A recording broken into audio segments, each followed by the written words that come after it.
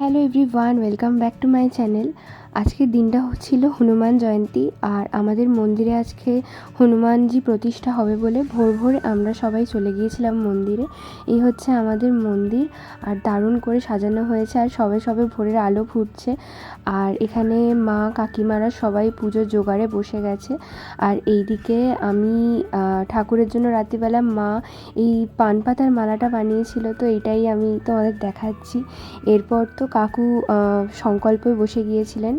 এরপর ঠাকুরমশাই আস্তে আস্তে পূজা শুরু করলেন। আর এই হচ্ছে আমার বাবা। আর এখানে সবাই ভোর ভোর এখন 6:30টার মতো বাজে, সবাই চলে এসেছিল।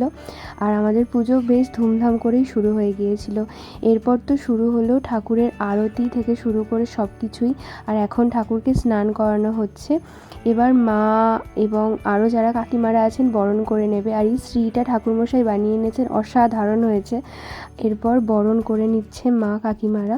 তো আমাদের এই শিব মন্দিরটা এবারের শিবরাত্রিতেই উদ্বোধন হয়েছিল, অর্থাৎ ঠাকুর প্রতিষ্ঠা হয়েছিল। আর এই মন্দিরেই আমাদের হনুমানজি প্রতিষ্ঠা হলো, একদম শিব হনুমান পাশাপাশি।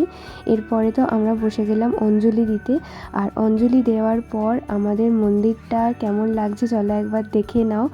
আর এখানে তো ঠাকুরের পুজো মোটামুটি কমপ্লিট হয়ে গিয়েছিল, শুধুমাত্র হোম বাকি ছিল।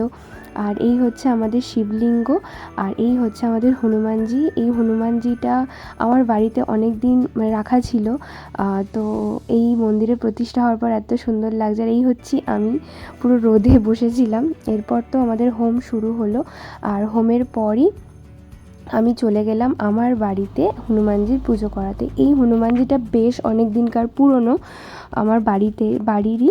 তো ফার্স্টে আমি হনুমানজিকে স্নান করিয়ে নিলাম। এরপর ঠাকুরকে পুজো করে আরতি করে আমার পুজো তো শেষ করলাম। আর আজকে সকাল থেকে তো কিছু না খেতেই সকালে পুজো টুজো দেওয়ার পরই চা বিস্কিট খেয়ে নিলাম। আর এরপর আমি ভাবলাম যে না, সময় নষ্ট করব না, 11টা মতো বাজতে যায়, এবার একটু পড়া যাক। তারপরে বসলাম পড়তে। বেশ কিছুক্ষণ ঘোরাঘুরির পর পড়তে বসেছিলাম। ব্যাস এভাবেই দিনটা কাটালাম। ওকে, বাই।